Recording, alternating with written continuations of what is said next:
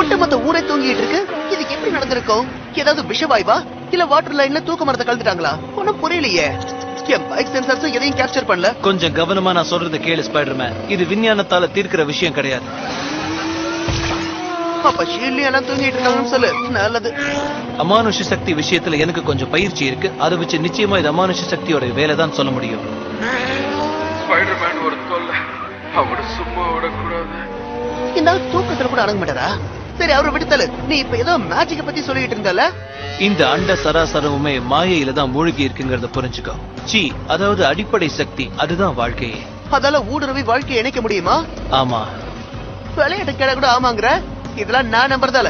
நீங்க பார், மேஜிக்க வேடிக்கை பாக்குறது எனக்கு ரொம்ப பிடிக்கும். முக்கியமா என் அங்கிள் பென் பண்ற மேஜிக்க. இதோ இப்ப பார் மேஜிக். சூப்பர். என்ன நிறைய பண்ணுங்க. தும்மு சீக்கிரம். அச்சோ.